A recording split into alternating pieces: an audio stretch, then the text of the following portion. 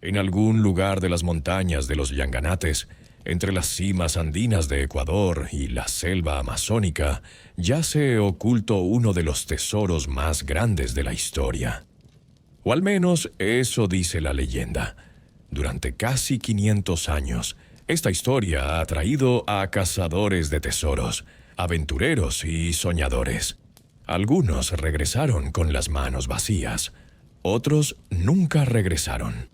Porque este no es un tesoro cualquiera, y tal vez ni siquiera sea un tesoro real. Pero si existe, sería el precio que iba a comprar la libertad de un emperador. El oro que nunca llegó a su destino. La riqueza de un imperio que, según cuentan, desapareció en las brumas de las montañas, escondida por manos leales que prefirieron enterrarla antes que entregarla al enemigo. Esta es la historia de Atahualpa, el último emperador inca que gobernó con poder absoluto. Es la historia de una decisión que partió un imperio en dos, y es la historia de un tesoro que, real o imaginario, aún espera en las sombras de las cordilleras. Pero para entender cómo se perdió o cómo nació la leyenda del tesoro más grande jamás reunido como rescate, tenemos que retroceder unos años. Tenemos que viajar a un tiempo en que el imperio inca, el Tahuantinsuyo, se extendía como un gigante por toda la costa occidental de Sudamérica. Un tiempo en que los incas parecían invencibles. Imagina por un momento el año 1525. El imperio inca se encuentra en la cúspide de su poder. Desde las tierras que hoy conocemos como el sur de Colombia, pasando por Ecuador, Perú y Bolivia, hasta adentrarse en Chile y Argentina, el Tahuantinsuyo gobierna sobre más de 10 millones de personas. Es el imperio más grande que las Américas han conocido. Sus caminos de piedra atraviesan montañas imposibles, conectando ciudades que flotan entre las nubes. Sus puentes colgantes desafían abismos que harían temblar a cualquier alma. Sus terrazas agrícolas transforman las laderas de los Andes en escaleras verdes que alimentan a millones. En el trono de este imperio colosal se sienta Huayna Cápac, cuyo nombre significa el joven poderoso. Y vaya que hace honor a ese nombre. Huayna Cápac no es solo un gobernador que heredó un reino próspero, es un conquistador incansable, un estratega brillante, un emperador que llevó las fronteras del Tahuantinsuyo más lejos que nunca. Bajo su mando, los ejércitos incas marcharon hacia el norte, sometiendo pueblos en lo que hoy es Ecuador. Fundó ciudades, estableció guarniciones y consolidó el dominio inca sobre territorios que sus predecesores solo habían soñado con controlar. Huayna Cápac pasó gran parte de su reinado en el norte del imperio, lejos de Cusco, la capital sagrada. Allí, en tierras que hoy pertenecen a Ecuador, estableció una segunda capital en Quito. Era un lugar estratégico, un centro desde el cual podía controlar las tierras recientemente conquistadas y planear nuevas expediciones. Y fue allí, en las tierras del norte, donde conoció a una princesa de una familia noble local. De esa unión nació un hijo que jugaría un papel decisivo en el destino del imperio, Atahualpa. Pero Atahualpa no era el único hijo de Huayna Cápac, lejos de ello. Como era costumbre entre los nobles incas, el emperador tenía múltiples esposas y concubinas. Se dice que tuvo más de 50 hijos legítimos y alrededor de 200 hijos en total. De todos ellos, había uno que tenía un estatus especial. Huáscar, hijo de la Colla, la esposa principal del emperador. Huáscar era, según las tradiciones del linaje real inca, el heredero legítimo. Sus padres, Huayna Cápac y su hermana Araua Ocllo, eran hermanos completos. Sí, hermanos. Entre la realeza inca, el matrimonio entre hermanos era una práctica destinada a mantener la pureza de la línea real. una forma de concentrar el poder divino que se creía fluía a través de la sangre imperial. Huáscar creció en Cusco, rodeado de la pompa y el ceremonial de la capital imperial. Fue educado como el futuro Sapa Inca, el único Inca, el hijo del sol que gobernaría sobre todos los pueblos del Tahuantinsuyo. Atahualpa, por su parte, creció en el norte, junto a su padre en las campañas militares. Mientras Huáscar aprendía los rituales y las ceremonias de la corte en Cusco, Atahualpa aprendía el arte de la guerra en los campos de batalla. Mientras Huáscar se familiarizaba con los sacerdotes y los nobles de la capital, Atahualpa forjaba lazos con los generales más experimentados del imperio: Chalcuchimac, Quisquis y Rumiñahui, guerreros formidables que habían llevado las banderas incas a la victoria en innumerables ocasiones.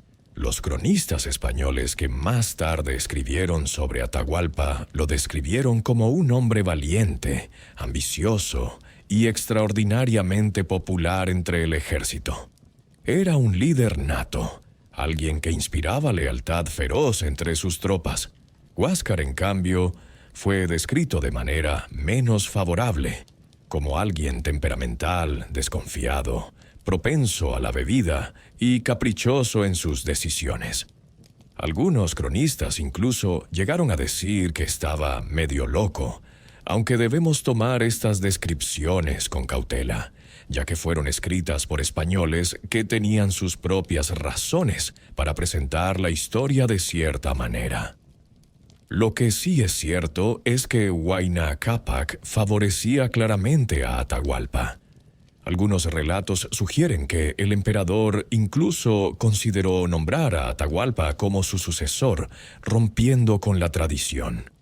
Pero la tradición es un peso difícil de ignorar, especialmente en un imperio construido sobre siglos de costumbres y rituales sagrados. Los nobles de Cusco, los guardianes de las tradiciones, los descendientes de los emperadores anteriores, todos esperaban que Huáscar ascendiera al trono. Y entonces, en un momento crucial de la historia, cuando el imperio parecía más fuerte que nunca, llegó un enemigo invisible. Desde el norte, desde tierras lejanas que los incas apenas conocían, llegaron rumores extraños. Hombres pálidos, con barbas y armaduras de metal brillante, habían llegado en casas flotantes gigantes. Estos extranjeros habían desembarcado en las costas, habían hablado con los pueblos locales, habían pedido oro. Huayna Cápac escuchó estos informes con interés, pero no con alarma.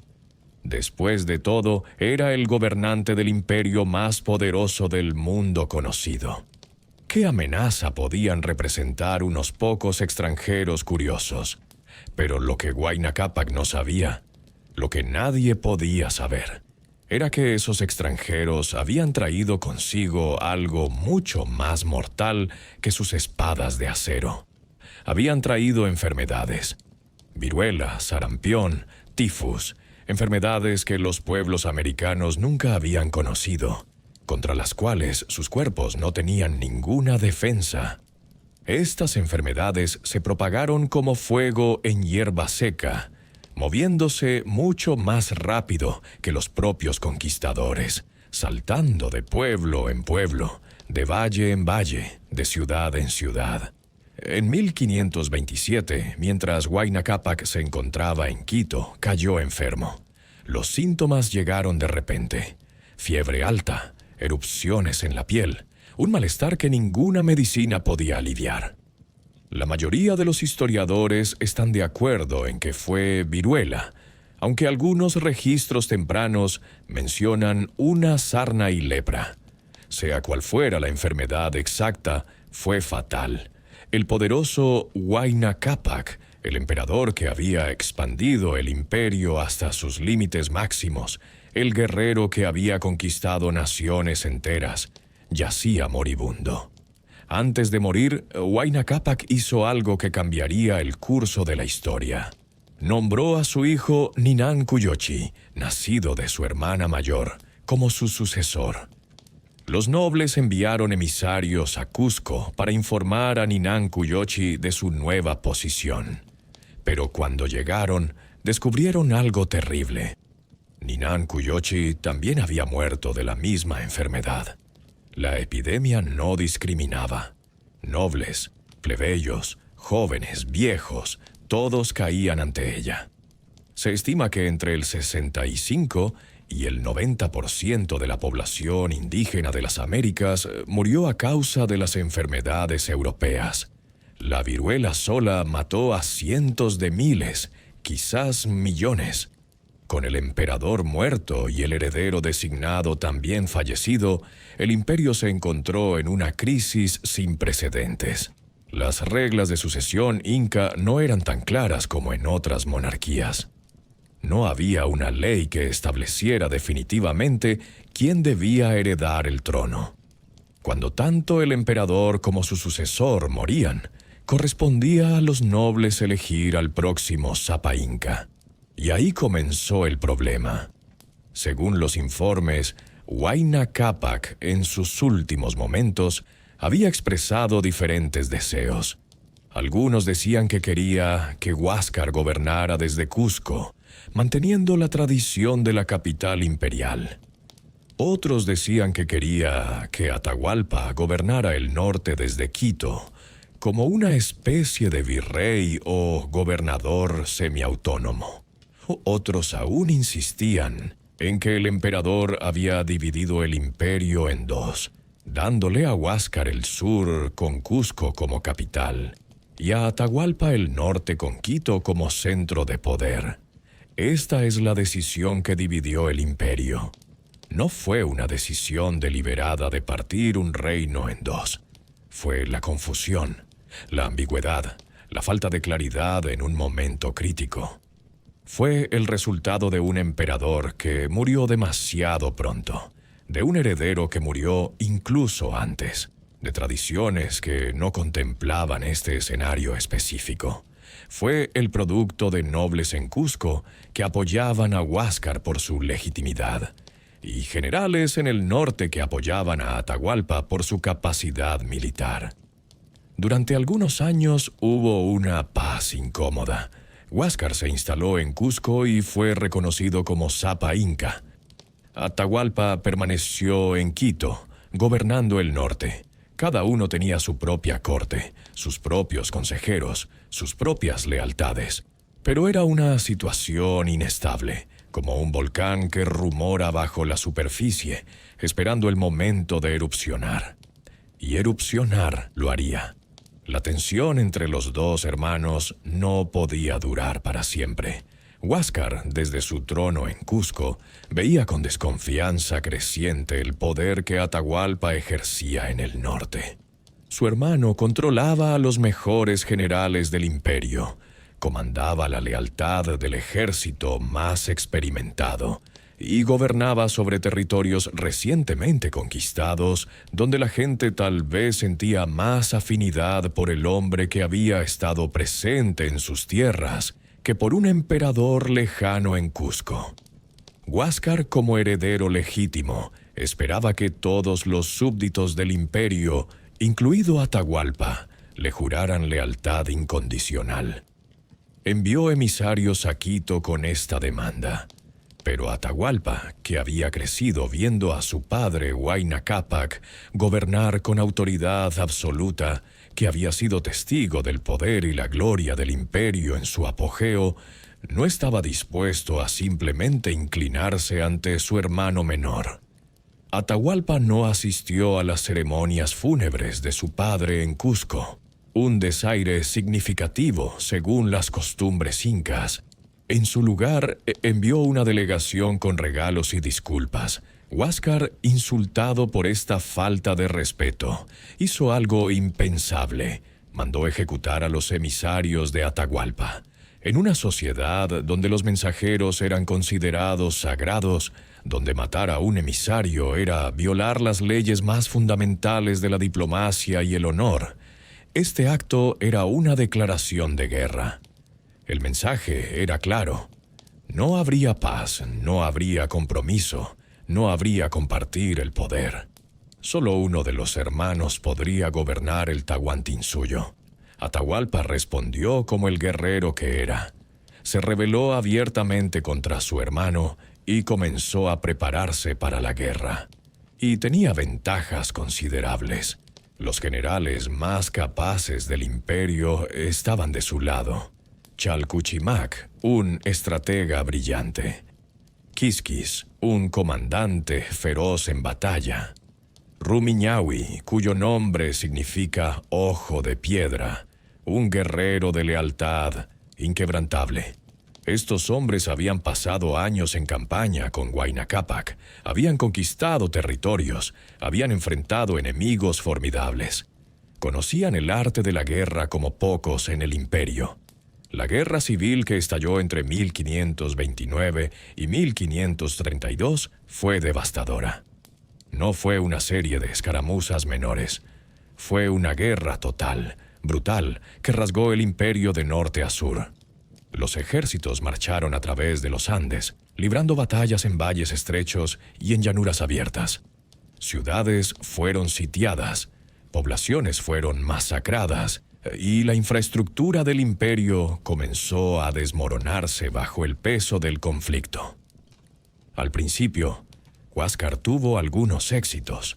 Su posición en Cusco le daba acceso a los recursos de la capital imperial, a los tesoros acumulados durante generaciones, a la autoridad simbólica de gobernar desde el corazón sagrado del imperio. Envió ejércitos al norte para someter a su hermano rebelde. En uno de los primeros enfrentamientos, las fuerzas de Huáscar lograron capturar a Atahualpa cerca de Tomebamba, una ciudad que Huayna Cápac había ayudado a fundar. Parecía que la guerra terminaría antes de comenzar verdaderamente.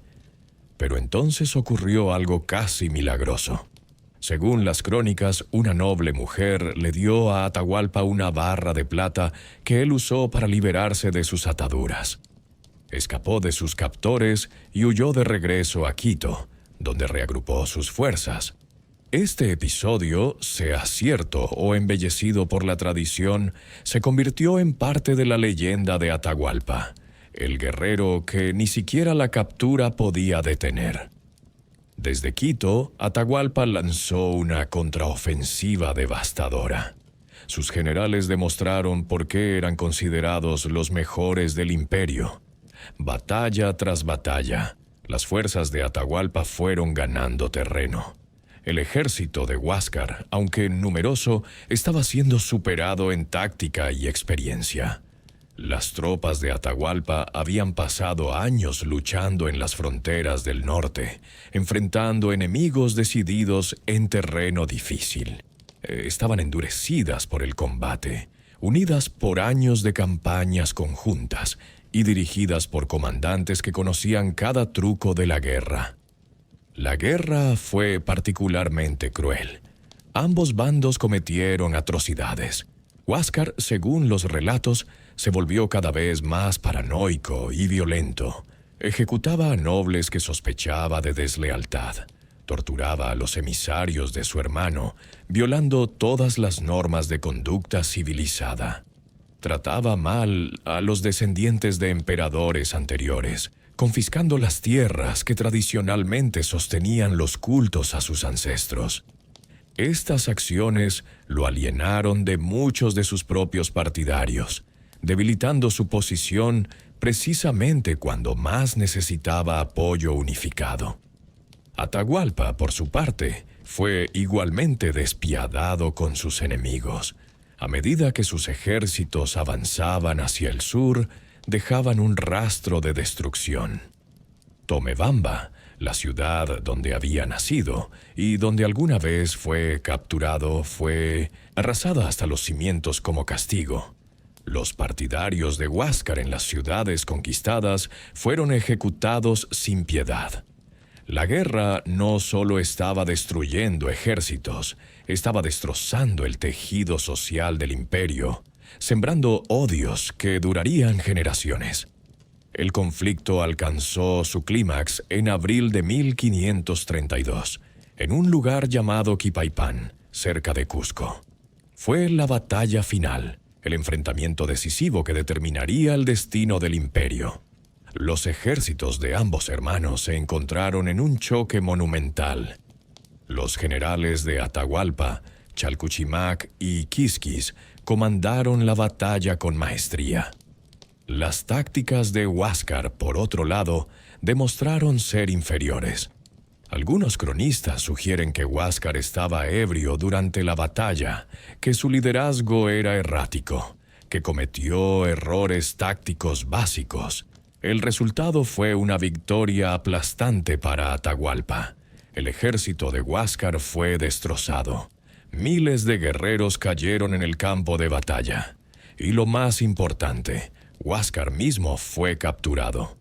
El emperador legítimo de Cusco, el heredero oficial del trono, el hijo de la Colla, ahora era prisionero de su hermano. Atahualpa no ejecutó a Huáscar inmediatamente. Lo mantuvo prisionero, lo humilló, pero lo mantuvo vivo. Tal vez como una forma de legitimidad simbólica, tal vez como moneda de cambio en futuras negociaciones, tal vez simplemente porque la muerte del último heredero directo de Huayna Cápac requería consideración cuidadosa. Pero la realidad era clara. Atahualpa había ganado. Era el señor del Tahuantinsuyo, el amo de los Andes, el Zapa Inca en todo menos en el nombre oficial. Pero la victoria tenía un precio terrible. El imperio estaba destrozado. Ciudades habían sido destruidas. La economía estaba en ruinas. Decenas de miles, quizás cientos de miles de guerreros habían muerto. La población había sido diezmada tanto por la guerra como por las enfermedades que continuaban propagándose. Los sistemas de redistribución que mantenían alimentada a la población habían colapsado en muchas áreas. Los caminos imperiales, antes mantenidos meticulosamente, mostraban signos de abandono.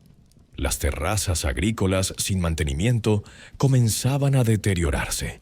Pero más allá del daño físico, había un daño más profundo. La unidad que había sido la fuerza del imperio estaba rota. Los nobles de Cusco habían visto cómo su ciudad era sitiada, cómo sus líderes eran ejecutados, cómo sus tradiciones eran pisoteadas. Las provincias que habían sido leales a Huáscar ahora miraban con resentimiento al conquistador del norte.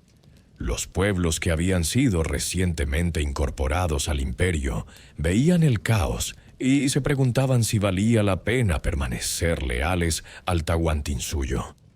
Y en medio de este imperio fragmentado, herido, sangrado por años de guerra civil, Atahualpa estableció su campamento en las afueras de Cajamarca. Estaba en camino a Cusco para reclamar formalmente el trono, para entrar en Chinodazán, la capital sagrada, como el emperador victorioso, para establecer su gobierno sobre todos los rincones del Tahuantinsuyo. Era el momento de su triunfo. Era el momento en que finalmente podía consolidar todo el poder en sus manos, en que podía comenzar la tarea de reconstruir el imperio que la guerra había destrozado. Pero había un problema que Atahualpa apenas había considerado, un problema que parecía tan insignificante que casi no merecía atención. Esos hombres, barbudos en sus casas flotantes, esos extranjeros pálidos que habían estado explorando las costas, habían comenzado a moverse tierra adentro y estaban acercándose a Cajamarca. Francisco Pizarro no era un hombre de cuna noble. Nació en Trujillo, España, alrededor de 1478, hijo ilegítimo de un militar y una mujer de clase baja. Creció en la pobreza, trabajando como porquero según algunos relatos. Era analfabeto, carecía de educación formal y no tenía ninguna de las ventajas que normalmente se asociaban con los grandes conquistadores de la época. Pero lo que le faltaba en privilegios lo compensaba con una ambición feroz, una determinación inquebrantable y una absoluta falta de escrúpulos cuando se trataba de obtener lo que quería. Pizarro llegó al Nuevo Mundo en 1502, como parte de la oleada de aventureros españoles que buscaban fortuna en las tierras recién descubiertas. Participó en varias expediciones, incluida la que cruzó el Istmo de Panamá y descubrió el Océano Pacífico en 1513 junto a Vasco Núñez de Balboa. Fue en Panamá donde Pizarro comenzó a escuchar rumores intrigantes. Hacia el sur, más allá de las tierras exploradas, existía un reino fabulosamente rico. Un imperio donde el oro era tan común que incluso los utensilios cotidianos estaban hechos del metal precioso. Un lugar llamado Virú, que los españoles pronto comenzaron a llamar Perú. Estos rumores no eran solo fantasía. Los pueblos costeros con los que los españoles comerciaban hablaban de un gran imperio en las montañas, un lugar donde el oro fluía como agua, donde los templos estaban revestidos de placas de oro, donde incluso los jardines tenían plantas y animales hechos de oro. Para hombres como Pizarro, acostumbrados a la pobreza y desesperados por riqueza, estas historias eran irresistibles. Pizarro organizó su primera expedición al sur en 1524, junto con Diego de Almagro y el sacerdote Hernando de Luque. Fue un desastre. Enfrentaron tormentas, enfermedades, ataques de pueblos hostiles y falta de provisiones. La expedición perdió hombres y tuvo que regresar sin haber encontrado el Imperio Dorado. La segunda expedición, en 1526-1528, fue más exitosa en términos de descubrimiento, pero igualmente costosa en vidas. Llegaron más al sur, encontraron evidencias del Imperio Inca y lograron obtener algunas muestras de oro. Pero las pérdidas fueron tan severas que el gobernador de Panamá ordenó a Pizarro que regresara. En un momento famoso, Pizarro trazó una línea en la arena con su espada y desafió a sus hombres. Los que cruzaran la línea irían con él en busca de gloria y riqueza, los que no podían regresar a Panamá. Solo 13 hombres cruzaron la línea, los 13 de la fama, como serían conocidos más tarde. Esos 13 hombres continuaron hacia el sur y finalmente llegaron a Tumbes, una ciudad inca en la costa.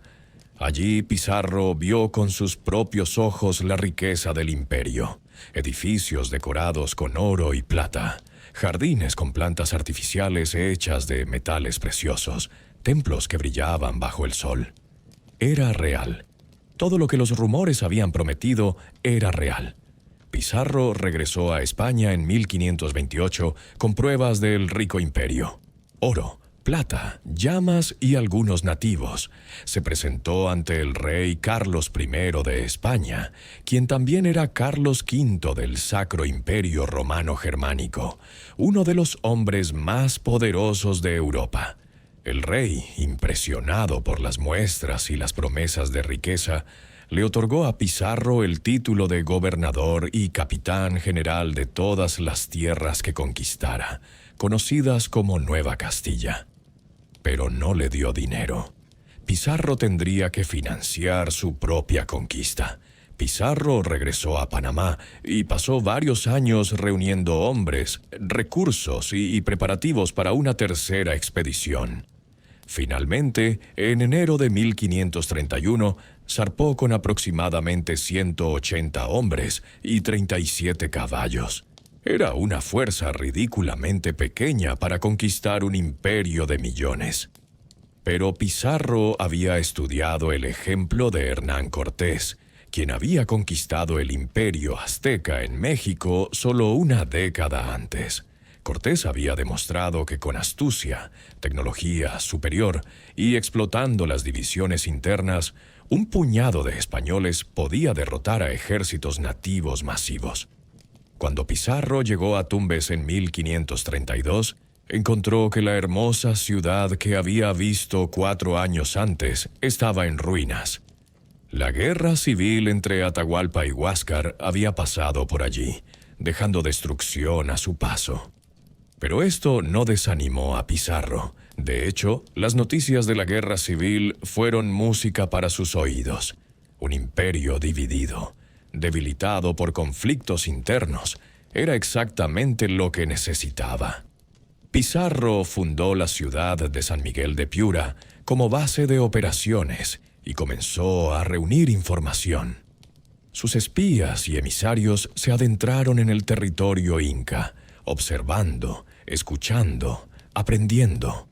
Descubrieron que Atahualpa acababa de ganar la guerra civil, que el emperador victorioso estaba en Cajamarca con su ejército, que estaba en camino a Cusco para reclamar su trono.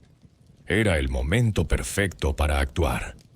En septiembre de 1532, Pizarro comenzó su marcha hacia Cajamarca. Era una decisión audaz hasta la locura. Estaba llevando a menos de 200 hombres hacia el corazón de un imperio, a encontrarse con un emperador que comandaba decenas de miles de guerreros veteranos. Los españoles tendrían que escalar los Andes, atravesar pasos de montaña traicioneros, adentrarse en territorio completamente hostil. Si Atahualpa decidía aniquilarlos, sería trivialmente fácil. Un deslizamiento de rocas bloqueando el camino, una emboscada en un paso estrecho, y los españoles desaparecerían sin dejar rastro. Pero Atahualpa no atacó. Al contrario, permitió que los españoles avanzaran sin obstáculos. ¿Por qué? Las razones son complejas y todavía debatidas por los historiadores. Algunos sugieren que Atahualpa estaba intrigado por estos extranjeros extraños, que quería verlos de cerca antes de decidir qué hacer con ellos. Otros proponen que el emperador, habiendo acabado de ganar una guerra civil, tenía una confianza absoluta en su poder. ¿Qué amenaza podían representar menos de 200 extranjeros contra 80,000 guerreros incas? También está la posibilidad de que Atahualpa viera una oportunidad.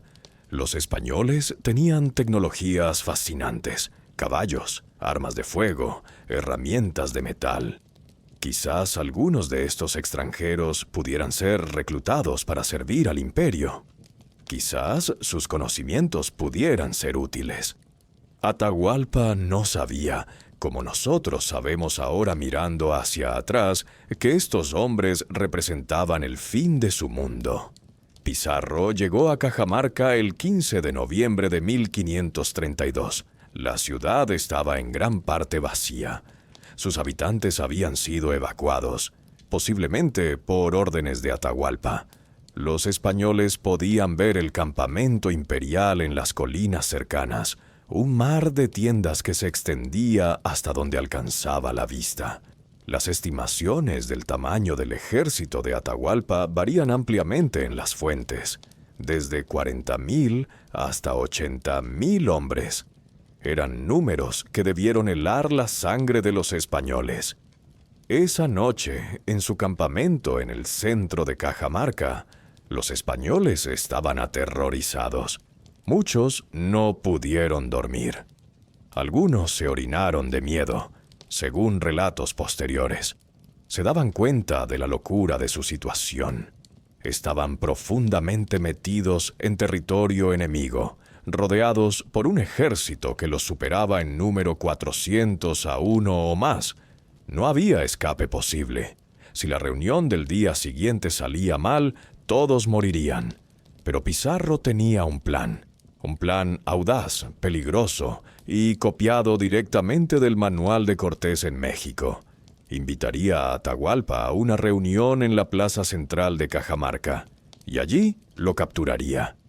El éxito de Cortés capturando a Moctezuma había demostrado que si capturabas al líder supremo, el resto del imperio podía ser paralizado.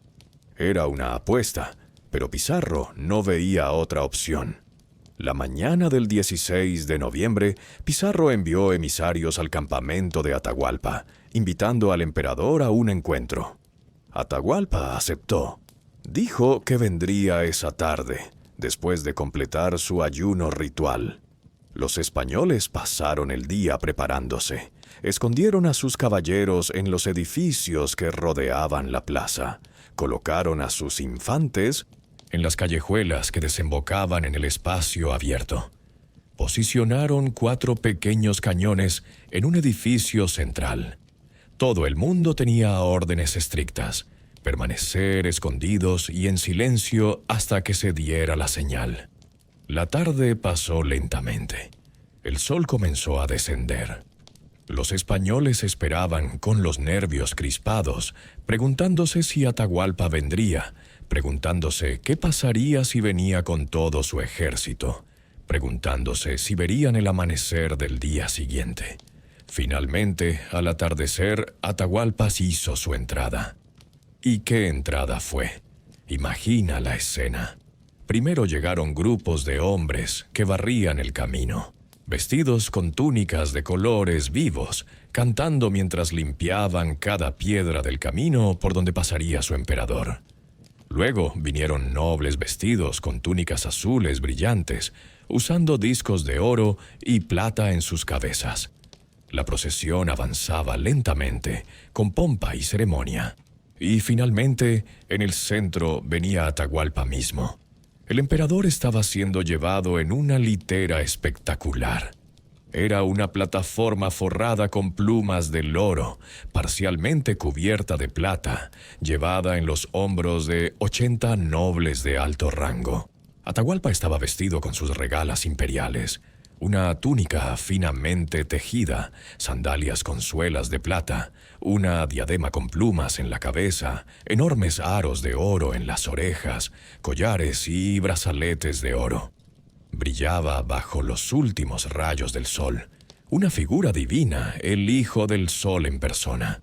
Con Atahualpa venían miles de sus seguidores, nobles, consejeros, sirvientes. La plaza de Cajamarca comenzó a llenarse con la comitiva imperial. Pero los guerreros armados, el grueso del ejército, permanecieron fuera de la ciudad. Atahualpa había venido a lo que él creía era una reunión diplomática, una oportunidad de impresionar a estos extranjeros con el esplendor del imperio inca. No vino preparado para la batalla. Los españoles, escondidos en los edificios, observaban con una mezcla de asombro y terror. La cantidad de oro que podían ver en los trajes y adornos de los nobles era asombrosa, pero también eran muy conscientes de que estaban a punto de intentar capturar a un emperador rodeado por miles de sus súbditos. Cuando la comitiva de Atahualpa llegó al centro de la plaza, un fraile dominico llamado Vicente de Valverde salió a su encuentro. Valverde estaba acompañado por un intérprete, un hombre llamado Felipillo, que había aprendido español durante expediciones anteriores. El fraile llevaba una Biblia en una mano y una cruz en la otra. Lo que ocurrió a continuación es uno de los momentos más famosos y controvertidos de la historia de la conquista. Valverde, según los relatos españoles, se acercó a Atahualpa y le explicó, a través del intérprete, los misterios de la fe cristiana. Le dijo que debía aceptar al Papa como el representante de Dios en la tierra, que debía reconocer al rey Carlos de España como su señor, que debía convertirse al cristianismo. Si hacía esto, sería tratado como un amigo. Si se negaba, sería considerado un enemigo de la cristiandad y de España. Es importante entender cuán absurda debe haber sido esta escena. Atahualpa era el Zapa Inca, el Hijo del Sol, el gobernante de millones, el señor de un imperio que se extendía por miles de kilómetros. Acababa de ganar una guerra civil brutal. Estaba en la cima de su poder.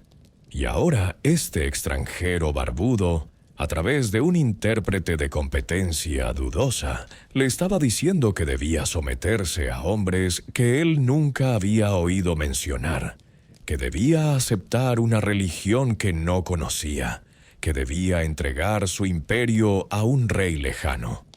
La respuesta de Atahualpa, según las crónicas, fue directa. Preguntó por qué autoridad estos hombres podían decir tales cosas. Valverde le ofreció la Biblia, diciendo que la autoridad derivaba de las palabras contenidas en ella. Atahualpa tomó el libro, lo examinó, lo sacudió junto a su oreja esperando que hablara. Cuando no escuchó nada, lo arrojó al suelo con desdén. Los relatos españoles presentan esto como una blasfemia intolerable, una justificación para lo que vino después, pero la realidad probablemente fue más compleja. La conversación a través del intérprete debió haber sido confusa y llena de malentendidos. Conceptos cristianos de papa, pecado y salvación no tenían equivalentes directos en quechua. Atahualpa probablemente no entendió completamente lo que se le estaba pidiendo, y ciertamente no apreció que este era un ultimátum disfrazado de invitación. Valverde corrió de vuelta hacia Pizarro gritando: «Venid, venid, cristianos. Estos indios están contra nuestra fe. Ved cómo este cacique ha arrojado al suelo el libro sagrado». Pizarro dio la señal. Los cañones dispararon con un rugido ensordecedor. El sonido reverberó por la plaza cerrada, amplificado por los edificios de piedra. Para los incas que nunca habían escuchado pólvora, el ruido fue aterrador, casi sobrenatural. Antes de que pudieran reaccionar, la caballería española cargó desde sus escondites, los caballos irrumpiendo en la plaza abarrotada. Los incas nunca habían visto caballos. Estos animales enormes, cubiertos con armadura, montados por hombres con armadura de metal que blandían espadas de acero, debieron parecer monstruos de pesadilla. El pánico se extendió instantáneamente. Los nobles desarmados que rodeaban a Atahualpa comenzaron a empujarse, a gritar, a tratar de huir. Pero no había a dónde ir. Las salidas de la plaza estaban bloqueadas por españoles con espadas y picas. Lo que siguió fue una matanza. Los españoles, con su armadura de acero, eran prácticamente invulnerables a las armas que los incas tenían en mano. Las hachas ceremoniales pequeñas que algunos nobles portaban no podían hacer nada contra el metal europeo. Los españoles, por otro lado, podían cortar y atravesar la ropa acolchada de los incas con facilidad. La caballería arremetía una y otra vez, pisoteando a los que caían, atropellando a los que huían. La infantería española avanzó metódicamente, usando sus espadas largas para mantener a distancia a los incas que intentaban defenderse. Los arcabuces españoles, aunque lentos de recargar, disparaban directamente en la masa apretada de gente, cada bala encontrando múltiples objetivos. Los cañones continuaban disparando, cargados con metralla que destrozaba grupos enteros de personas. El objetivo principal de Pizarro era claro: capturar a Atahualpa. El conquistador mismo cargó hacia la litera imperial. Los nobles que llevaban la litera demostraron una lealtad extraordinaria. Cuando los españoles cortaban las manos de los que sostenían los postes, otros inmediatamente ocupaban su lugar. Cuando les cortaban los brazos, usaban sus muñones para seguir sosteniendo a su emperador. Uno tras otro caían, pero siempre había otro que tomaba su lugar, negándose a dejar caer la litera y a su señor. Finalmente, con suficientes portadores muertos, la litera se tambaleó y cayó. Un soldado español agarró a Atahualpa y trató de arrastrarlo, pero otros nobles se aferraban al emperador, negándose a soltarlo incluso mientras eran cortados por espadas españolas. Pizarro mismo se lanzó hacia adelante para asegurar la captura de Atahualpa, y en el forcejeo fue la única baja española del día. recibió un corte en la mano infligido por otro español en la confusión. Con Atahualpa capturado, Pizarro ordenó a sus hombres que se detuvieran. No quería que mataran al emperador. Lo necesitaba vivo. Pero el daño ya estaba hecho. En el transcurso de aproximadamente 2 horas, entre 3.000 y 7.000 incas habían sido masacrados. Las fuentes españolas varían en los números exactos, pero todas están de acuerdo en que fue una matanza a una escala asombrosa. Los cuerpos se apilaban en la plaza. Las calles estaban empapadas de sangre. Los gritos de los heridos llenaban el aire. Las fuerzas incas fuera de la ciudad, al escuchar el trueno de los cañones y ver a los sobrevivientes huir aterrorizados, no intentaron atacar. El ejército de 80.000 hombres que había aterrorizado a los españoles la noche anterior simplemente se desintegró. La captura del Zapa Inca, el Hijo del Sol, el centro divino de todo el universo político y espiritual inca, fue un golpe psicológico del cual no se recuperaron.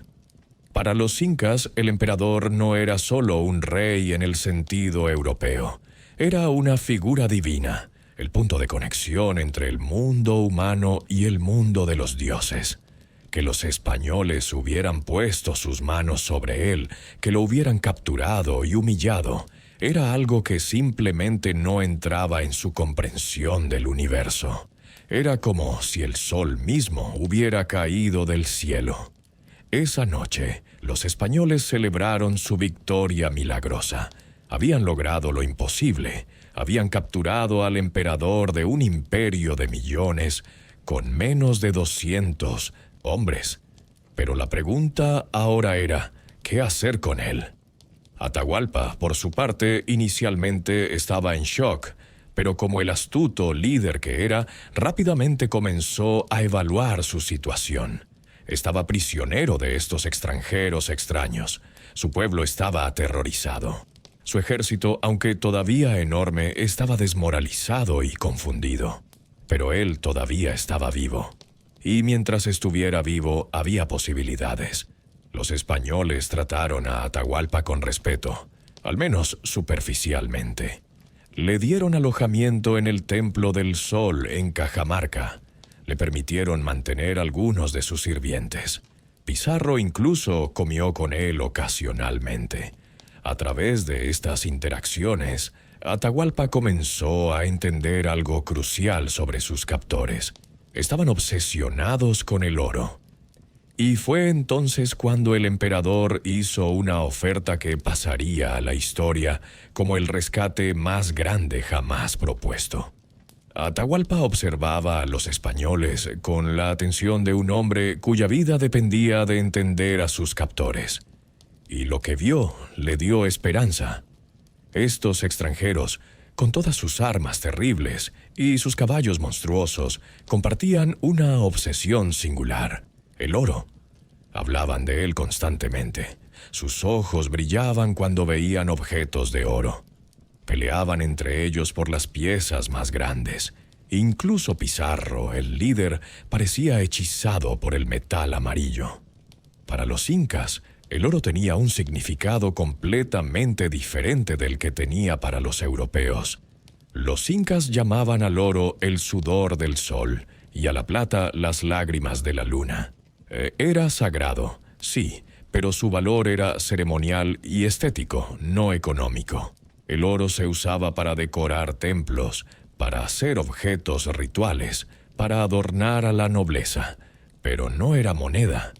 El imperio inca funcionaba sin dinero, a través de un sistema de reciprocidad y redistribución. El oro era hermoso y sagrado, pero no más valioso intrínsecamente que el bronce o la cerámica finamente trabajada. Pero Atahualpa entendió rápidamente que para los españoles el oro era todo. Era riqueza, era poder, era el objetivo de toda esta empresa de conquistar. Y si querían oro tanto, entonces Atahualpa tenía algo con qué negociar. Un día, aproximadamente una semana después de su captura, Atahualpa hizo su propuesta a Pizarro. Los detalles exactos de la conversación se han perdido en el tiempo, filtrados a través de múltiples cronistas con sus propias agendas, pero la esencia es clara. Atahualpa le dijo a Pizarro que, a cambio de su libertad, llenaría de oro la habitación donde estaba siendo retenido. Pizarro, probablemente esperando una oferta de rescate, pero nada de esta magnitud, debe haberse quedado atónito. Pidió aclaraciones. ¿Qué exactamente estaba ofreciendo el emperador? Atahualpa se puso de pie y extendió su brazo tan alto como pudo alcanzar, haciendo una marca en la pared. Llenaría la habitación con oro hasta esa altura. La habitación en cuestión medía aproximadamente 6 metros y 70 centímetros de largo por 5 metros y 18 centímetros de ancho. Y Atahualpa dijo que llenaría esa habitación hasta una altura de 2 metros y 75 centímetros. Además, prometió llenar 2 habitaciones más pequeñas con plata, 2 veces. Para poner esto en perspectiva, estamos hablando de un volumen masivo de metal precioso. Los cálculos modernos estiman que el oro prometido podría haber pesado más de 6.000 kilogramos y la plata más de 11.000 kilogramos. Era, sin exageración, el rescate más grande jamás ofrecido en la historia de la humanidad. Pizarro, aunque probablemente escéptico de que tal cantidad de oro pudiera realmente ser reunida, aceptó el trato. Ordenó que se trazara una línea roja alrededor de la habitación en la altura que Atahualpa había indicado, marcando formalmente el acuerdo. La habitación, que hoy en día todavía se puede visitar en Cajamarca y es conocida como el Cuarto del Rescate, se convirtió en el símbolo de la codicia española y de la desesperación de un emperador capturado. Atahualpa inmediatamente envió mensajeros por todo el imperio. Las órdenes eran claras: traer oro, traer plata, vaciar los templos, los palacios, los tesoros imperiales, traer todo a Cajamarca. La vida del Zapa Inca dependía de ello, y el imperio respondió. A pesar del caos de la reciente guerra civil, a pesar de la confusión sobre quién realmente gobernaba ahora, a pesar de las dudas sobre qué estaba pasando exactamente en Cajamarca, el oro comenzó a llegar. Lentamente al principio, luego en un flujo constante, caravanas de llamas cargadas con tesoros comenzaron a llegar a la ciudad. Llegaban objetos de una belleza extraordinaria. Estatuas de oro de tamaño natural que representaban plantas, animales y humanos. Vasijas ceremoniales intrincadamente decoradas. Placas de oro que habían cubierto las paredes de templos. Joyería elaborada. Collares, brazaletes, orejeras, diademas, representaciones de maíz con mazorcas de oro y hojas de plata. Pájaros de oro con plumas de metales de diferentes colores, llamas de plata con detalles tan finos que parecían reales. Cada pieza representaba horas, a veces meses, de trabajo de los mejores artesanos del imperio. Algunas de estas obras tenían siglos de antigüedad, pasadas de generación en generación de emperadores. Eran la encarnación física de la historia, la religión y el arte de una civilización. Los españoles las miraron con otros ojos, vieron el peso del metal, calcularon su valor en el mercado europeo e hicieron algo que horrorizaría a cualquier conservador de museo moderno. Las fundieron. Sí, esas obras maestras de la metalurgia sudamericana, esas esculturas que habían tardado generaciones en perfeccionarse, fueron sistemáticamente arrojadas a hornos y derretidas en lingotes. Los españoles no tenían interés en el valor artístico o histórico. Solo querían metal puro que pudiera ser fácilmente pesado, dividido y transportado. Imagina la escena. Artesanos incas forzados a trabajar para los conquistadores, alimentando los hornos con las obras de arte más preciadas de su civilización. El oro líquido fluyendo hacia moldes para crear barras uniformes. El humo de los hornos oscureciendo el cielo sobre Cajamarca, y los españoles contando ansiosamente cada lingote que se solidificaba, acercándose poco a poco al objetivo marcado en la pared del cuarto del rescate. El proceso tomó meses. El oro venía de lugares tan lejanos como Cusco, a casi 1000 kilómetros de distancia. Cada envío tenía que ser transportado a través de los Andes por porteadores humanos o llamas, por caminos de montaña traicioneros. Y mientras el oro se acumulaba, la tensión en Cajamarca crecía. Los españoles estaban nerviosos. Estaban profundamente metidos en territorio hostil, rodeados por un pueblo que tenía todas las razones para odiarlos. Aunque el ejército inca se había dispersado después de la captura de Atahualpa, los españoles sabían que el imperio todavía tenía recursos masivos. En cualquier momento, un general inca podría reunir fuerzas y atacar. Los españoles eran menos de 200 hombres. Serían fácilmente abrumados. Comenzaron a circular rumores entre los españoles de que Atahualpa estaba secretamente comunicándose con sus generales, que estaba planeando un ataque masivo una vez que el oro estuviera reunido. Estos rumores probablemente no tenían base en realidad, pero en una situación tan tensa, los miedos se magnificaban fácilmente. Atahualpa, por su parte, estaba en una posición delicada.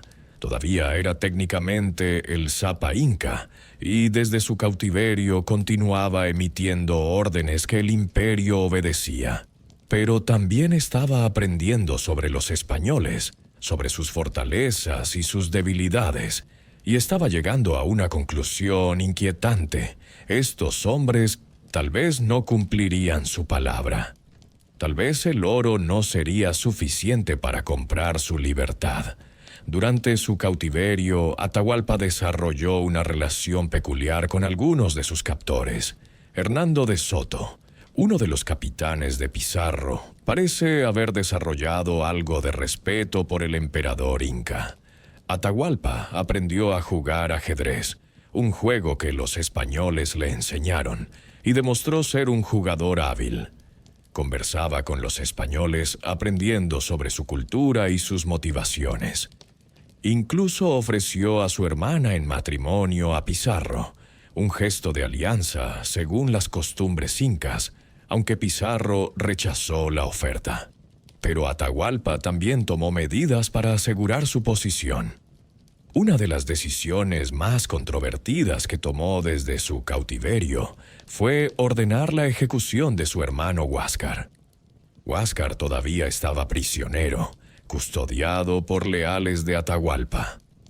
Los españoles, al enterarse de la existencia de este otro emperador, habían expresado interés en él.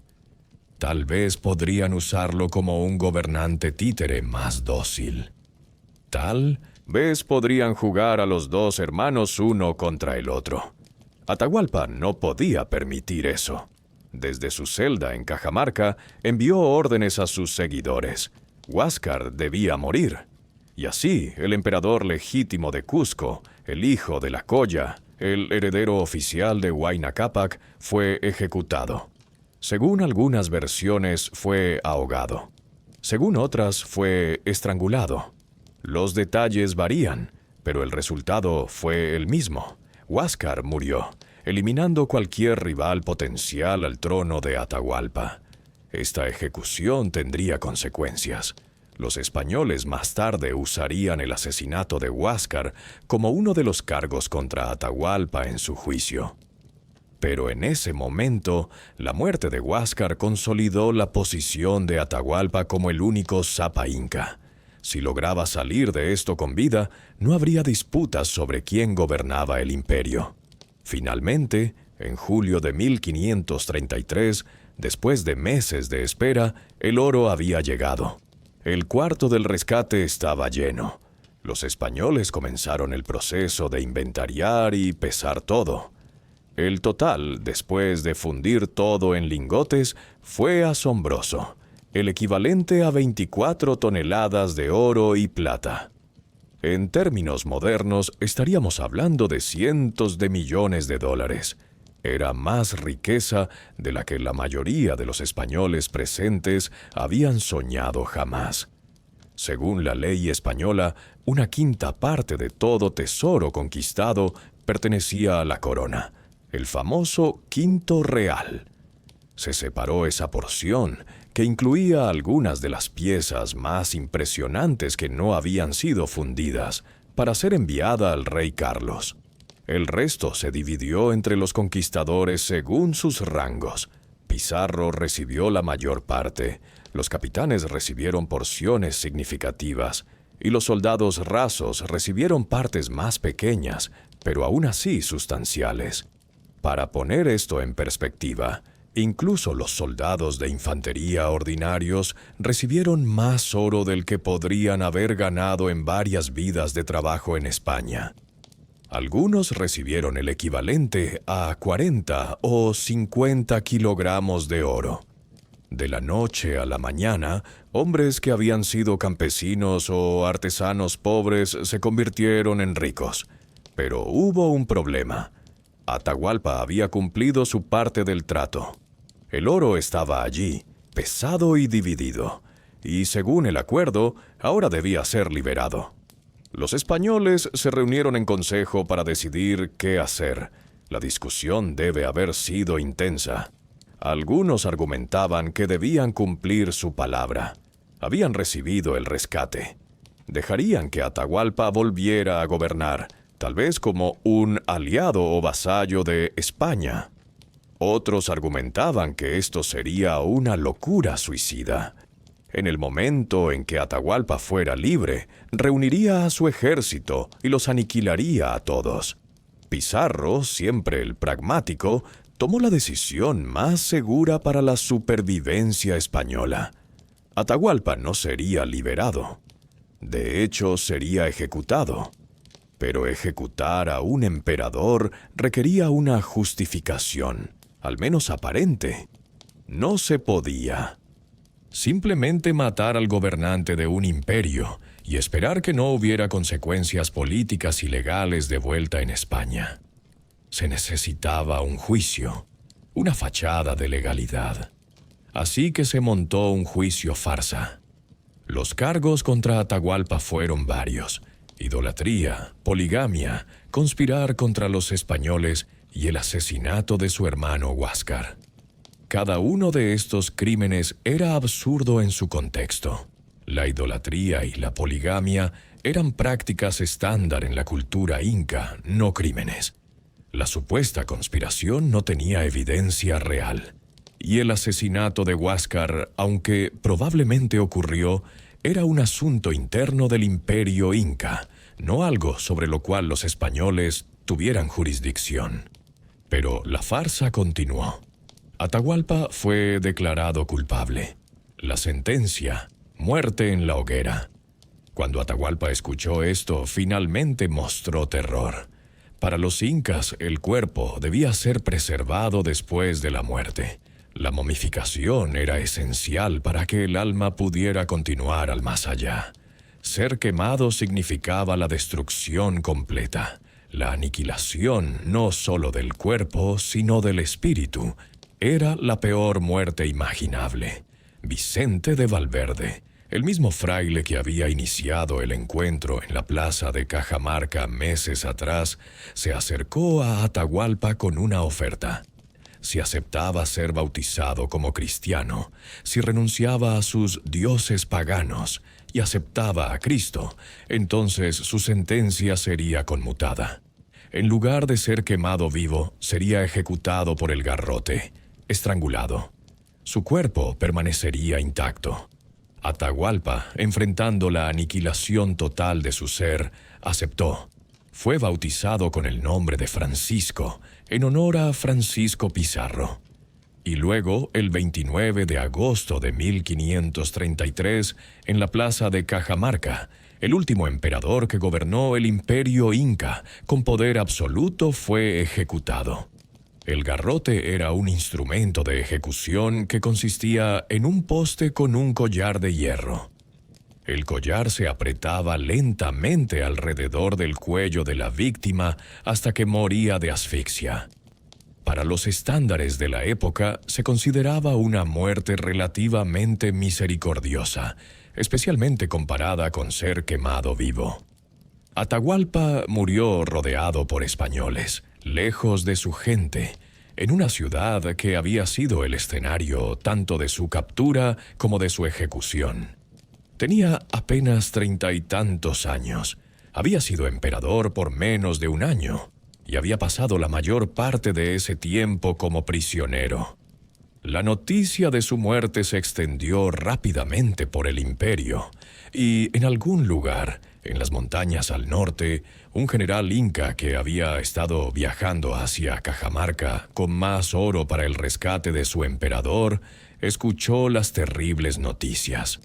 Su nombre era Rumiñahui, que significa ojo de piedra, y había sido uno de los comandantes más fieles de Atahualpa. Y en ese momento tomó una decisión que daría lugar a una de las leyendas más persistentes de la historia sudamericana. Rumiñahui había recibido una misión de su emperador: recolectar oro de todo el norte del imperio y llevarlo a Cajamarca para completar el rescate. Era una tarea monumental, pero Rumiñahui era un general experimentado y leal. Había peleado junto a Atahualpa durante toda la guerra civil. Había visto a su líder triunfar en Quipaipán. Y ahora, mientras su emperador estaba prisionero de los extranjeros, Rumiñahui estaba determinado a cumplir su misión. Durante meses, Rumiñahui y sus hombres habían viajado por las provincias del norte. Habían ido a Quito, donde despojaron los templos de sus ornamentos de oro. Habían recogido tributos de los pueblos locales. Habían reunido todo el oro y plata que podían encontrar. Según las leyendas, la cantidad era asombrosa. Algunos dicen que 750 toneladas de oro trabajado. Otros hablan de cantidades aún mayores. Los números exactos se han perdido en la bruma de la historia y la exageración de la leyenda, pero todos los relatos coinciden en que era una fortuna inmensa. La caravana de Rumiñahui debe haber sido un espectáculo impresionante. Cientos, quizás miles de porteadores y llamas, todos cargados con objetos de oro y plata. Placas doradas que habían decorado el Coricancha, el Templo del Sol en Cusco. Estatuas que habían sido adoradas durante generaciones. Joyas de la nobleza. Objetos ceremoniales de valor incalculable. Arte que representaba siglos de cultura inca, todo siendo transportado lentamente a través de las montañas hacia Cajamarca. Y entonces, en algún lugar en el camino, Rumiñahui recibió un mensaje: Atahualpa estaba muerto. Los españoles lo habían ejecutado a pesar de recibir el rescate. El Zapa Inca, el hijo del sol, el centro del universo inca, había sido estrangulado como un criminal común. Podemos imaginar la furia y el dolor de Rumiñahui al escuchar esta noticia. Todo el oro que había reunido, todo el esfuerzo para salvar a su emperador, había sido en vano. Pero más allá del dolor personal, Rumiñahui enfrentaba una decisión crítica. ¿Qué hacer con todo este tesoro? Entregar el oro a los españoles estaba fuera de consideración. Estos hombres habían traicionado su palabra. Habían ejecutado a Atahualpa después de recibir un rescate que debería haber comprado su libertad. No merecían ni una mota de polvo de oro inca, mucho menos las riquezas sagradas del imperio. Llevar el oro de vuelta a Cusco o Quito también presentaba problemas. Los españoles inevitablemente marcharían hacia esas ciudades.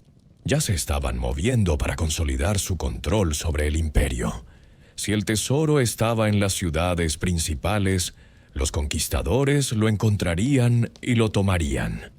Así que Rumiñahui tomó una tercera opción, una que resonaría a través de los siglos. Decidió ocultar el tesoro en un lugar donde los españoles nunca lo encontrarían.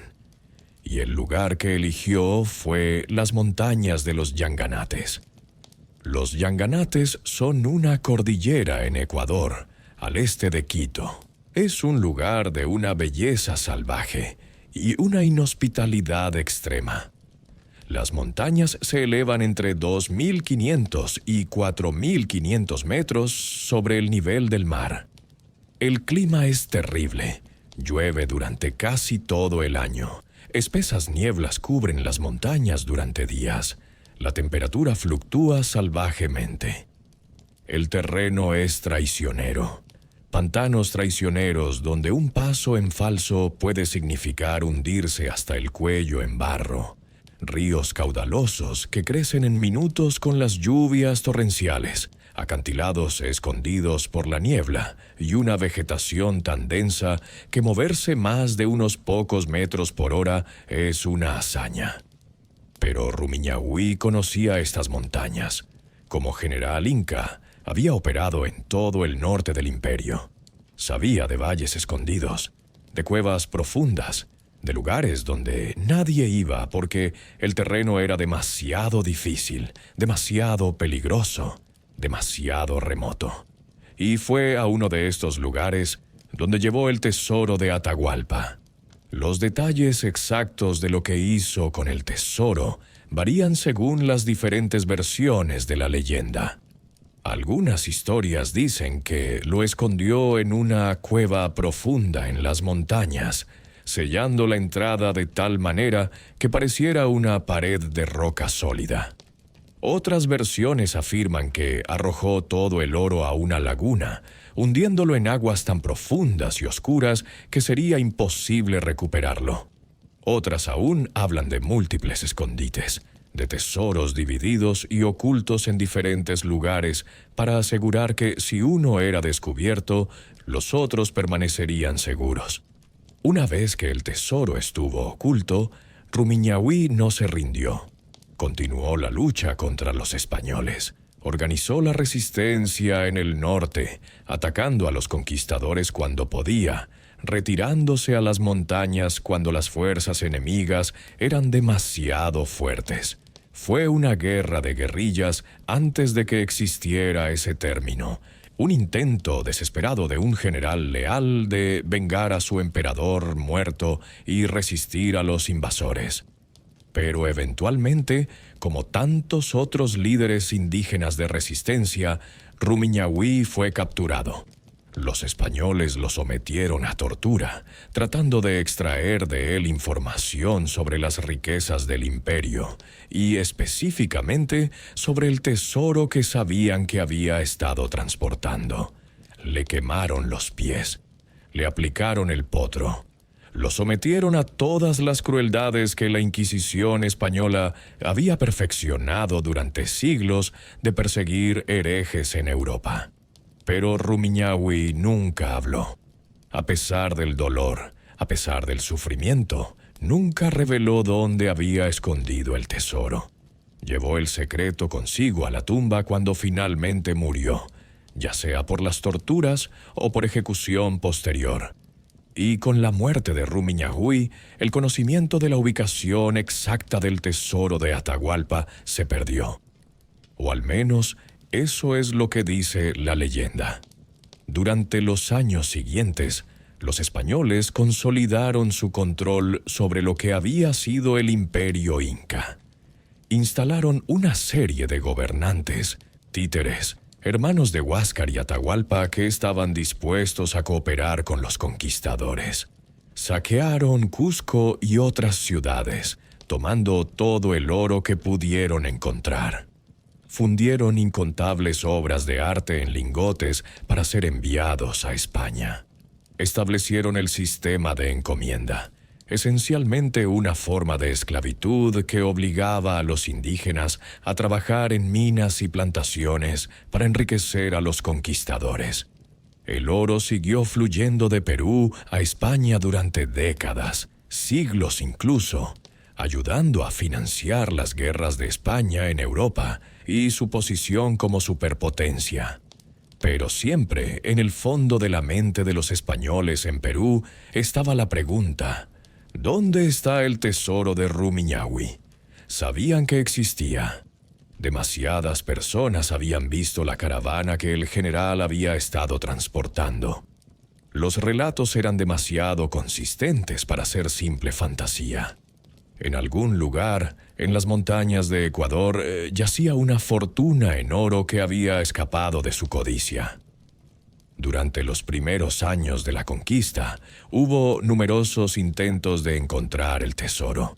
Expediciones españolas se adentraron en los Yanganates, buscando cuevas, explorando valles, interrogando a los habitantes locales.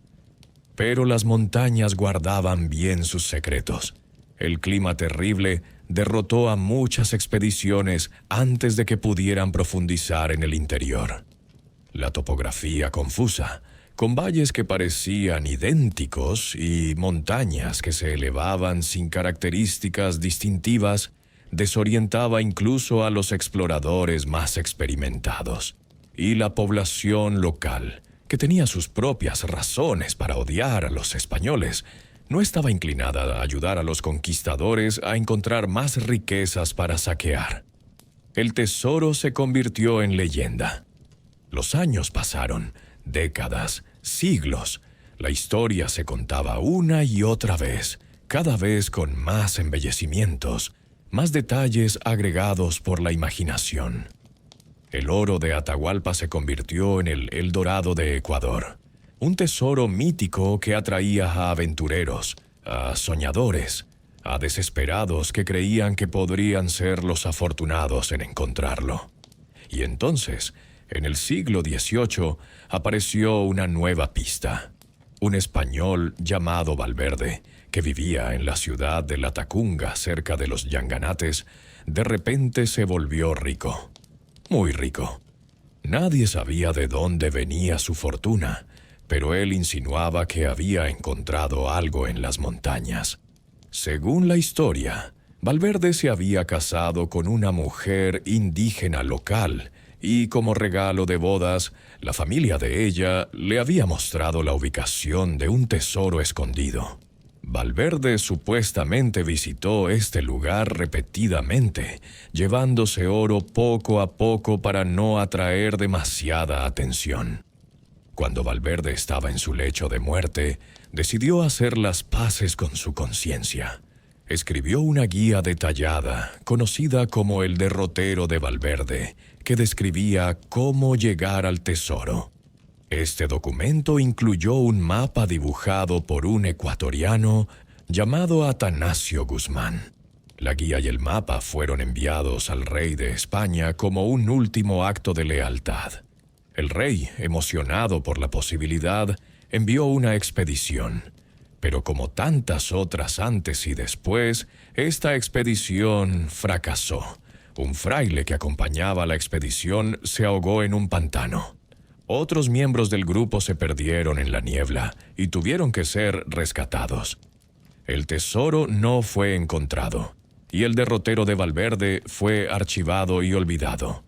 Allí podría haber terminado la historia, relegada al estatus de leyenda local, si no fuera por un botánico inglés llamado Richard Spruce. En la década de 1850, Spruce estaba en Ecuador buscando árboles de cinchona, cuya corteza se usaba para producir quinina, un medicamento contra la malaria. Durante su estancia en la ciudad de Baños, Spruce descubrió una copia del Derrotero de Valverde y el mapa de Guzmán. Spruce, fascinado por la historia, publicó el derrotero y el mapa en el Journal of the Royal Geographical Society en 1860. Y así, la búsqueda del tesoro de los Yanganates se convirtió en un fenómeno internacional. El documento contenía descripciones crípticas de los caminos por las montañas, haciendo referencia a cumbres específicas, ríos particulares y formaciones rocosas distintivas. Parecía específico suficiente como para ser real, pero lo suficientemente vago como para frustrar interpretaciones definitivas. Desde entonces, innumerables expediciones se han adentrado en los Yanganates. Algunas fueron empresas serias organizadas por exploradores experimentados. Otras fueron intentos menos profesionales de cazadores de tesoros aficionados. Y muchas terminaron en tragedia. En 1886, un capitán de la Marina Británica llamado Barth Blake y su compañero George Edwin Chapman organizaron una expedición. Blake envió cartas a casa describiendo con emoción un descubrimiento. Habían encontrado una cueva llena de artefactos de oro, estatuas del tamaño de humanos, vasijas llenas de esmeraldas, obras de arte más allá de la imaginación. Pero Blake nunca regresó para disfrutar su hallazgo. Según reportes, cayó misteriosamente por la borda de su barco mientras transportaba parte del oro para venderlo. Chapman desapareció completamente en las montañas. Algunos dicen que el tesoro está maldito, que protege celosamente su secreto, cobrando la vida de aquellos que se acercan demasiado. En los años 1970 y 1980, legendarios montañistas británicos como Joe Brown y Hamish McInnes organizaron varias expediciones a los Yanganates. Estos hombres habían escalado algunas de las montañas más peligrosas del mundo. Tenían experiencia, recursos y determinación. Y aún así, las montañas derrotaron sus intentos. McInnes escribió sobre las expediciones en su libro Beyond the Ranges, describiendo las dificultades casi insuperables, pantanos que podían tragarte en segundos, niebla tan espesa que no podías ver tu propia mano extendida, lluvia constante que convertía todo el terreno en un lodazal resbaladizo, equipos que fallaban por la humedad constante, y la sensación persistente de estar siendo observado en un lugar donde no debería haber nadie. En los últimos años, la tecnología moderna ha sido aplicada a la búsqueda. Fotografía aérea, imágenes de satélite, detectores de metales sofisticados, georradares capaces de ver bajo la tierra. En 2017, un fotógrafo ecuatoriano llamado Jorge Anhalser lideró una expedición que duró 15 días a través de los Yanganates, documentada en un documental. Afirmaban haber encontrado un camino antiguo en zigzag visible desde el aire, pero el tesoro mismo permaneció esquivo. Historiadores modernos debaten si el tesoro realmente existe. Algunos argumentan que es completamente mítico, una fantasía que creció a partir de fragmentos de verdad, pero sin base real. Señalan que no hay evidencia documental contemporánea confiable de que Rumiñahui estuviera transportando un tesoro masivo.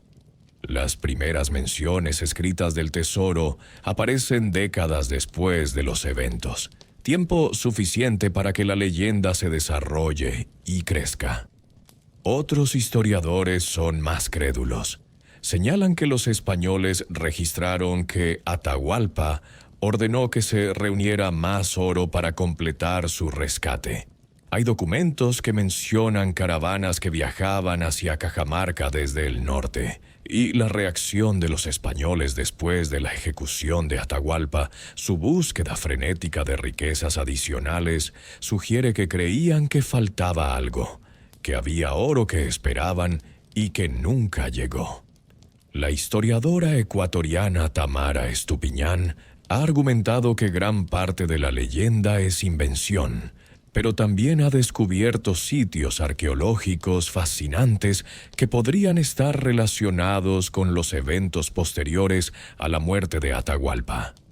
En Sicchos, a 70 kilómetros al sur de Quito, excavaciones en un lugar llamado Malquimachay, que significa lugar de enterramiento del cuerpo del progenitor del linaje, han revelado estructuras incas con una entrada impresionante, habitaciones rectangulares alrededor de una plaza trapezoidal y canales de agua subterráneos. Estupiñán cree que este podría haber sido el lugar donde el cuerpo momificado de Atahualpa fue escondido después de su ejecución, protegido de los españoles que podrían haberlo profanado. Si el cuerpo de Atahualpa fue escondido y protegido, ¿por qué no también el tesoro que iba a comprar su libertad? Pero el hecho de que el cuerpo aparentemente fue protegido sugiere que los leales de Atahualpa tenían lugares secretos, conocimientos de escondites donde podían guardar cosas preciosas lejos de los ojos españoles. Y si podían esconder un cuerpo imperial, ciertamente podrían esconder oro. La verdad probablemente está en algún lugar intermedio. Es probable que hubiera oro siendo transportado a Cajamarca para el rescate de Atahualpa. Cuando llegaron las noticias de su ejecución, ese oro probablemente fue desviado y escondido, como habría sido lo lógico para evitar que cayera en manos españolas. La cantidad exacta, si fue la cantidad masiva de la leyenda o algo más modesto, es imposible de determinar. Y en cuanto a su ubicación, los Yanganates son tan vastos, tan difíciles, tan peligrosos, que podrían ocultar tesoros durante siglos, incluso milenios. Lo que es indiscutible es que las montañas de los Yanganates hoy en día son un parque nacional, protegido por su importancia ecológica. La región alberga especies únicas de plantas y animales. Los osos de anteojos, tapires andinos, venados de cola blanca, conejos de montaña y camélidos sudamericanos como vicuñas, alpacas y llamas vagan por las tierras altas. Casi 1000 especies de plantas, incluyendo orquídeas raras, prosperan en el clima húmedo. Es un lugar de belleza natural extraordinaria, independientemente de cualquier tesoro que pueda o no estar escondido allí. Tal vez el verdadero tesoro de los Yanganates no es el oro, es la historia, la leyenda, el misterio que ha cautivado la imaginación humana durante casi 500 años. Es el recordatorio de un imperio que una vez fue el más grande de las Américas, de un emperador que casi compró su libertad con la mayor riqueza jamás ofrecida, de un general leal que prefirió morir bajo tortura antes que revelar sus secretos. La muerte de Atahualpa, el 29 de agosto de 1533, marcó efectivamente el fin del imperio inca como una entidad independiente. Oh, los incas continuaron resistiendo. Se instalaron emperadores títeres que los españoles pensaron que podían controlar. Algunos de estos, como Manco Inca, eventualmente se rebelaron y causaron problemas significativos a los conquistadores. Una línea de emperadores incas continuó en un estado reducido hasta 1572, cuando Túpac Amaru, el último Sapa inca, fue capturado y ejecutado por los españoles. Pero el imperio, como lo había sido, como lo había construido Pachacútec y expandido Huayna Cápac, ese imperio murió con Atahualpa. Es una de las grandes ironías de la historia que el imperio podría haber caído de todos modos, incluso sin la captura de Atahualpa. Las enfermedades europeas ya estaban devastando a la población. La guerra civil había destruido gran parte de la infraestructura y sembrado divisiones profundas. Los españoles tenían ventajas tecnológicas significativas: armadura de acero, espadas de acero, caballos, armas de fuego. Pero la velocidad del colapso, la facilidad con la que unos pocos cientos de españoles conquistaron millones de incas, eso fue resultado directo de la captura y ejecución de Atahualpa. En la cosmovisión inca, El emperador era más que un gobernante político. Era el hijo del sol, el intermediario entre los humanos y los dioses, el centro alrededor del cual giraba todo el universo social y espiritual. Cuando los españoles lo capturaron, fue como si el sol mismo hubiera caído del cielo. La Minotaurés, estructura entera del mundo inca, se tambaleó, y cuando lo ejecutaron, esa estructura colapsó completamente. Y todo esto se remonta a una decisión, o más precisamente, a la falta de una decisión clara. Cuando Huayna Cápac murió en 1527, si hubiera dejado instrucciones inequívocas sobre la sucesión, si hubiera nombrado claramente a un solo heredero sin ambigüedad, la guerra civil podría haberse evitado. El imperio habría permanecido unido, fuerte, preparado para enfrentar la amenaza española. Claro, los españoles todavía podrían haber conquistado eventualmente, pero habría sido mucho más difícil, mucho más costoso, y podría haber tomado mucho más tiempo. Tiempo suficiente quizás para que los incas se adaptaran, para que aprendieran sobre los extranjeros, para que desarrollaran sus propias contramedidas. O si el intérprete en Cajamarca hubiera sido más competente, si la conversación entre Atahualpa y Valverde hubiera sido más clara. Tal vez el encuentro habría terminado de manera diferente. Si Atahualpa hubiera entendido realmente lo que se le estaba pidiendo, si los españoles hubieran entendido mejor la perspectiva inca, quizás se podría haber evitado el baño de sangre en la plaza de Cajamarca. O si Pizarro hubiera sido un hombre de honor, si hubiera cumplido su palabra y hubiera liberado a Atahualpa después de recibir el rescate, la historia de Sudamérica habría sido completamente diferente. Pero la historia no conoce los si hubiera. Solo conoce lo que pasó. Y lo que pasó fue la destrucción de una civilización, el robo de sus riquezas, la esclavización de su pueblo y la supresión de su cultura. Las bibliotecas de quipus, los dispositivos de cuerdas anudadas que los incas usaban para mantener registros, fueron destruidas en su mayoría por los españoles, quienes los consideraban herramientas de la brujería. Las prácticas religiosas incas fueron prohibidas y perseguidas. La lengua quechua fue suprimida en favor del español. El conocimiento de ingeniería, agricultura, medicina y astronomía inca se perdió o fue apropiado sin reconocimiento. El oro que los españoles saquearon de Perú fluyó a Europa, donde ayudó a financiar las guerras de España contra Francia, Inglaterra y otros rivales. Ayudó a financiar la Contrarreforma católica. Ayudó a hacer de España, por un tiempo, la nación más rica de Europa. Pero irónicamente, esta riqueza también contribuyó a la eventual caída de España. La inflación causada por el flujo masivo de metales preciosos debilitó la economía española. La dependencia de la plata y el oro del Nuevo Mundo desvió recursos de la industria y la manufactura. Y cuando las minas eventualmente se agotaron, España se encontró sin la base económica diversificada que podría haber proporcionado prosperidad sostenible.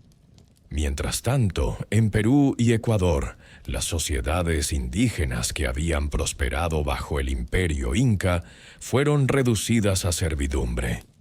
El Sintot, sistema de encomienda, oficialmente abolido en el papel pero continuando en la práctica bajo diferentes nombres, forzó a millones de indígenas a trabajar en condiciones de esclavitud en minas y plantaciones. Las enfermedades continuaron devastando a la población. Las estimaciones sugieren que la población de Perú cayó de quizás 10 millones antes de la conquista a solo alrededor de 1 millón un siglo después, una disminución del 90%. Pero a pesar de todo esto, la cultura inca no murió completamente. Se adaptó, se transformó, se mezcló con la cultura española para crear algo nuevo. El quechua todavía se habla ampliamente en los Andes. Las técnicas agrícolas incas aún se usan en las terrazas de las montañas. Los textiles andinos modernos llevan diseños que tienen sus raíces en tradiciones precolombinas. Y las historias, las leyendas, la memoria del gran imperio que una vez fue, todo eso sobrevive. Y en algún lugar en las montañas de los Yanganates quizás yace el último símbolo tangible de ese imperio. El tesoro que Atahualpa ofreció por su libertad, el oro que nunca llegó a su destino, la riqueza que escapó de las manos codiciosas de los conquistadores. Tal vez el tesoro nunca sea encontrado. Tal vez ya fue encontrado hace siglos y el descubridor lo mantuvo en secreto. Tal vez nunca existió en la cantidad mítica de las leyendas.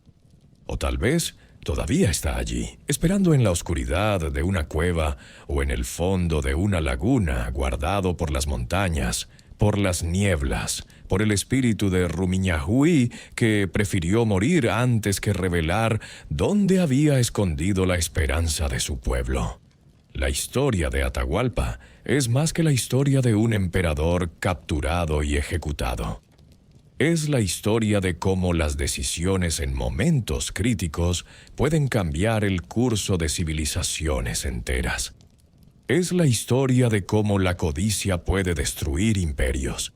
Es la historia de cómo el coraje y la lealtad pueden perdurar incluso en la derrota más absoluta. Y es la historia de un tesoro perdido que representa no solo oro y plata, sino la memoria de un mundo que fue. Así que la próxima vez que escuches sobre el oro de los incas, sobre el tesoro de Atahualpa, sobre las montañas de los Yanganates que guardan secretos centenarios, recuerda que no es solo una historia de riquezas materiales. Es la historia de un imperio dividido por una decisión ambigua, conquistado por su propia debilidad en un momento de crisis, y del precio que pagó por no tener un liderazgo unificado cuando más lo necesitaba. Es un recordatorio de que la historia se decide no solo en campos de batalla y salas de trono, sino en momentos de indecisión, en palabras no dichas claramente, en promesas rotas y en tesoros que desaparecen en las montañas para no ser vistos nunca más. Si te gustó esta historia de imperio, traición y un tesoro perdido que todavía espera en algún lugar de los Andes, dale like al video. Suscríbete a Noches del Pasado para más historias de la historia que cambiaron el mundo. Y déjame en los comentarios, ¿crees que el tesoro de Atahualpa realmente existe? ¿Debería seguir buscándose o deberíamos dejarlo en paz como un monumento a un imperio caído? Nos vemos en el próximo video, donde seguiremos explorando los misterios del pasado.